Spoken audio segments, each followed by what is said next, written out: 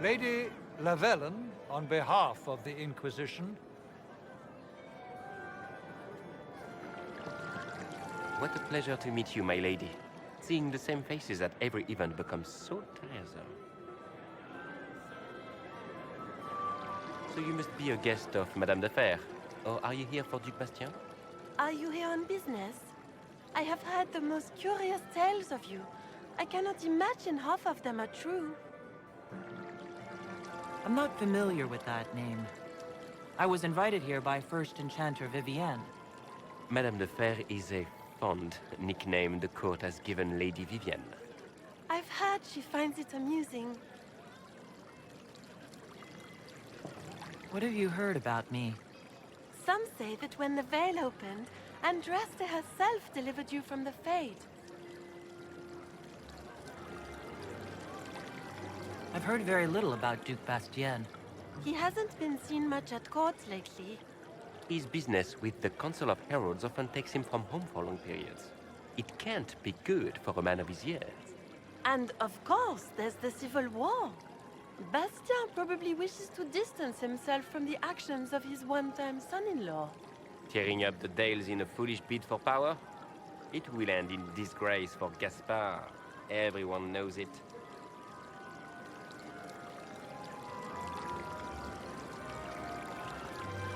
Everything you've heard? Completely true. Better and better. The Inquisition should attend more of these parties. The Inquisition. What a lot of pig shit. Washed-up sisters and crazed seekers. No one can take them seriously. Everyone knows it's just an excuse for a bunch of political outcasts to grab power.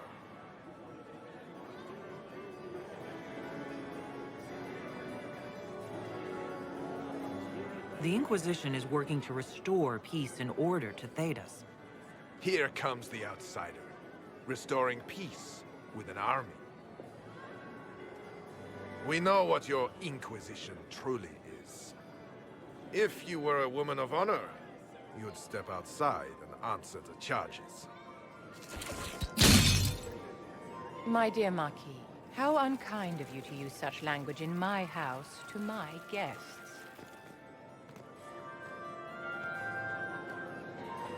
You know such rudeness is intolerable. Madame Vivienne, I humbly beg your pardon. You should. Whatever am I going to do with you, my dear? My lady, you're the wounded party in this unfortunate affair. What would you have me do with this foolish, foolish man? The Marquis doesn't interest me. Do whatever you like with him. Poor Marquis. Issuing challenges and hurling insults like some Ferelden dog. And all dressed up in your Aunt Solange's doublet. Didn't she give you that to wear to the Grand Tourney? To think all the brave chevaliers who will be competing left for Markham this morning, and you're still here. Were you hoping to sate your damaged pride by defeating the Herald of Andraste in a public duel? Or did you think her blade could put an end to the misery of your failure? Run along, my dear. Do give my regards to your aunt. I'm delighted you could attend this little gathering. I've so wanted to meet you.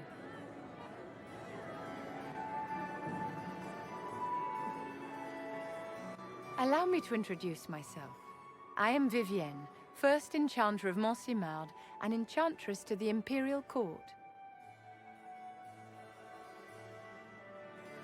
Is that Marquis going to pose a problem? His aunt is the Vicomtesse of Mont de Glace. Not a powerful family, but well respected. And very devout. Alphonse will be disowned for this. It's not the first time he's brought his aunt disgrace, but I'm sure it'll be the last. And after such a public humiliation, I expect he'll run off to the Dales to join the Empress's war effort. Either to make a good end, or to win back a modicum of self-respect. Your salon has certainly exceeded my expectations so far. I'm glad to keep you entertained, my dear. I wanted to meet face to face. It is important to consider one's connections carefully. With Divine Justinia dead, The Chantry's in shambles. Only the Inquisition might restore sanity and order to our frightened people. As the leader of the last loyal mages of Thedas, I feel it only right that I lend my assistance to your cause.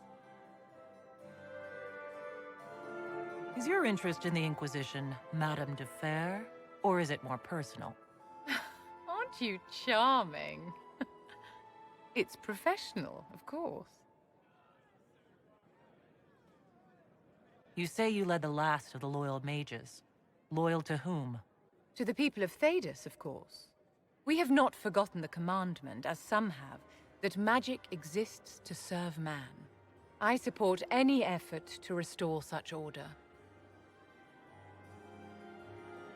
So you're in favor of returning the mages to the Circle, then? Where else can mages safely learn to master their talents? We need an institution to protect and nurture magic. Maker knows, magic will find neither on its own. What's in this for you? The same thing anyone gets by fighting this chaos. The chance to meet my enemy, to decide my fate. I won't wait quietly for destruction. Are you devout? What's your opinion of the Chantry? I was a great admirer of the late divine Justinia V. The Chantry, at its best, unites the disparate cultures of Thedas and looks after its most vulnerable. Had she lived, Justinia could have accomplished so much. You are aware that the Chantry hasn't sanctioned this Inquisition. The Chantry is leaderless. They're in no position to officially sanction anything. Besides, my dear, if there is one virtue the Chant of Light teaches us, it is forgiveness. Once the Inquisition has sealed the breach, I'm sure the new Divine will not care in the slightest about official permission. What exactly can you do for the Inquisition? I am well versed in the politics of the Orlesian Empire. I know every member of the Imperial Court personally. I have all the resources remaining to the Circle at my disposal. And I'm a mage of no small talent. Will that do?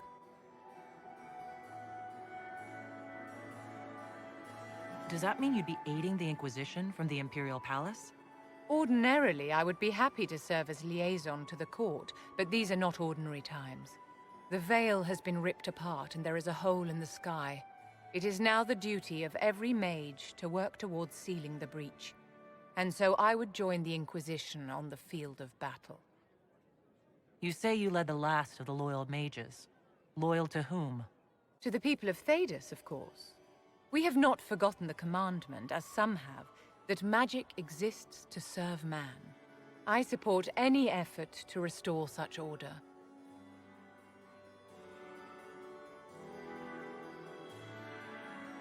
The Inquisition will be happy to have you, Lady Vivienne. Great things are beginning, my dear. I can promise you that.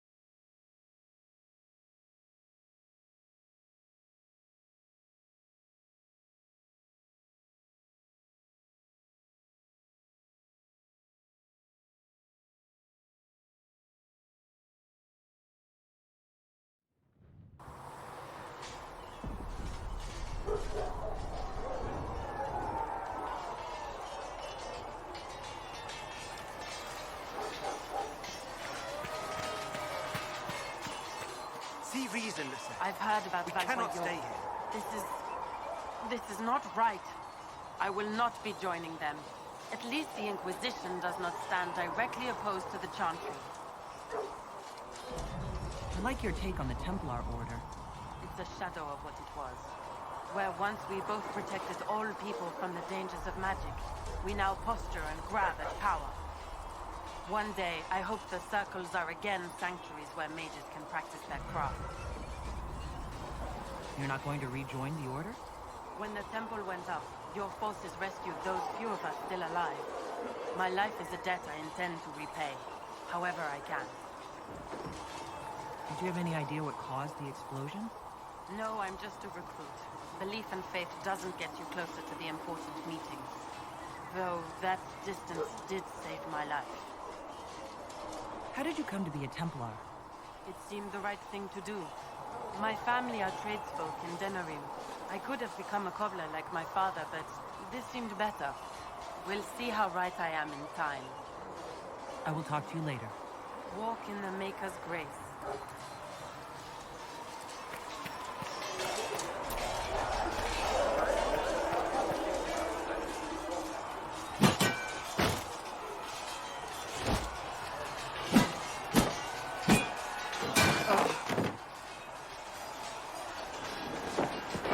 Kind of a force of nature, aren't you? When I need to be. It's impressive. You flatter me. I'm trying. Did I do the right thing? What I have set in motion here could destroy everything I have revered my whole life. One day they may write about me as a traitor, a madwoman, a fool. And they may be right.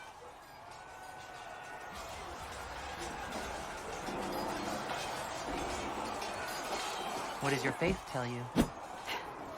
I believe you are innocent. I believe more is going on here than we can see. And I believe no one else cares to do anything about it. They will stand in the fire and complain that it is hot.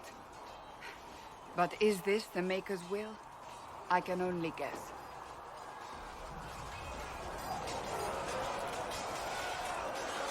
You don't think I'm the Herald of Andraste?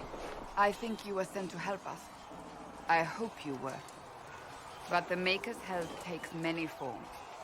Sometimes it's difficult to discern who it truly benefits, or how.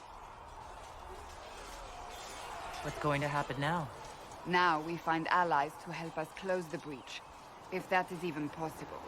And if there are consequences to be paid for what I have done, I pay them. I only pray the price is not too high.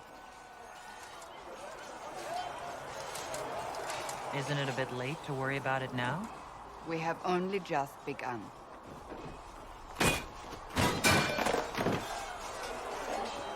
My trainers always said, Cassandra, you are too brash.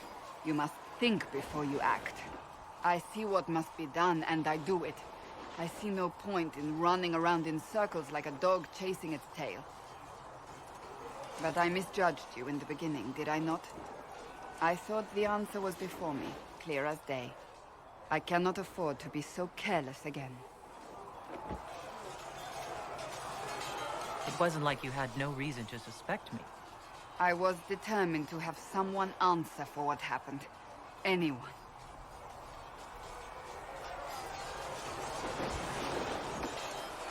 You said you believe you're chosen. Does that mean you believe in the Maker?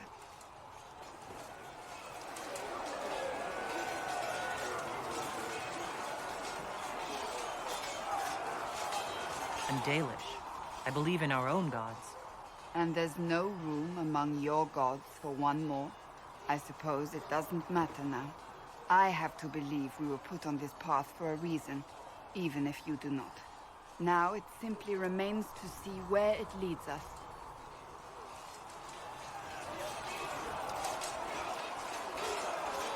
It occurs to me I don't actually know much about you. What do you want to know?